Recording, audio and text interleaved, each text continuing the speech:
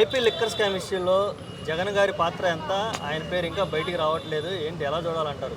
చిన్న చిన్న చేపలు దొరుకుతాయా, తిమింగ్లాలు దొరకవు అని ఏపీ ప్రజలందరూ ఎదురు చూస్తున్నారు. అదే ఉండదండి. ఫస్ట్ చేపను బయటికి లాగాలంటే గేలం వేయాలి. కాబట్టి పెద్ద చేప ఎప్పటికైనా రావాల్సిందే. ఎందుకంటే ఏపీలో లిక్కర్ స్కామ్లో 100% జగన్మోహన్ రెడ్డి ప్రమేయమే ఉంటుంది. ఎందుకంటే ఆ ప్రభుత్వంలో ముఖ్యమంత్రి ఆయనే కాబట్టి.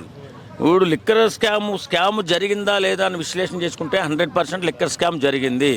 ఎందుకంటే ఆన్లైన్ పేమెంట్ తీసుకోలేదు. ఎక్కడ కూడా ఆన్లైన్ పేమెంట్ తీసుకోకుండా ఎవడైనా సరే డబ్బులు ఇచ్చి పట్టుకెళ్లాల్సిందే. అది ఇంత లెక్కనే ఉండదు కదా. వాళ్ళు ఇష్టం వచ్చినట్టు దోపిడీ చేశారన్న దానికి నిదర్శనం ఆన్లైన్ పేమెంట్ తీసుకుపోవడమే. ఓకే, తొందరలో ఈ నిజాలు ఎలా బయటకు వచ్చే అవకాశం? బయటకు వస్తే జగన్మోహన్ రెడ్డి జైలుకి వెళ్ళిపోతాడు. ఖచ్చితంగా వెళ్ళిపోతాడండి. ఎవరైనా సరే అండి. ఇప్పుడు లిక్కర్ స్కామ్ జరగలేదని చెప్పడానికి ఏదన్నా ఆధారం ఉందా? నేను చెప్తున్నా, జగన్మోహన్ రెడ్డి అనే వ్యక్తి లిక్కర్ స్కామ్ చేసేయడన్న చెప్పడానికి గట్టి ఆధారం ఉంది. కారణం ఓన్లీ డబ్బు మాత్రమే హ్యాండ్తో తీసుకున్నాడు. ఆన్లైన్ పేమెంట్స్ అయితే లెక్కలు తెలిస్తాయనే ఉద్దేశమే కాదు. ఇది ఎవరికి తెలియంది? చిన్న కుర్రోడిని అడిగినా చెప్తారు లిక్కర్ స్కామ్లో జగన్మోహన్ రెడ్డి ప్రధాన పాత్ర ఉందని.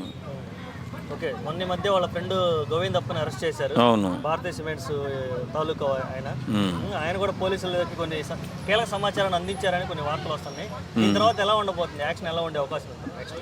ఖచ్చితంగానండి. జగన్మోహన్ రెడ్డి గారు ఇందులో పాత్ర ఉందన్న మాట 100% వాస్తవం. జగన్మోహన్ రెడ్డి ఖచ్చితంగా లిక్కర్ స్కామ్లో అరెస్ట్ అవ్వడం కూడా ఖాయం.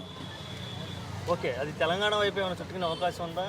వీళ్ళకి ఏమన్నా ఇక్కడ ఏమైనా లింకులు ఉన్నాయి? ఏమోనండి, మీరు లిక్కర్ స్కామ్లో మరి ఎక్కడెక్కడ లింకులు ఉంటాయో మనకు తెలియదు కదా. చుట్టుకుంటాయి కదా. ఎందుకంటే ఢిల్లీలో జరిగిన లిక్కర్ స్కామ్కి ఇక్కడ తెలంగాణ వాళ్ళకి లింక్ ఉన్నప్పుడు, ఆంధ్రాలో జరిగిన లిక్కర్ స్కామ్కి ఇంకెక్కడ తెలంగాణలో కానీ లేకపోతే ఇంకా వేరే వాళ్ళ పాత్ర? అదంతా పోలీసుల పని. పోలీసులు చేస్తారు, జగన్మోహన్ రెడ్డిని అరెస్ట్ చేస్తారు. Okay, thank you.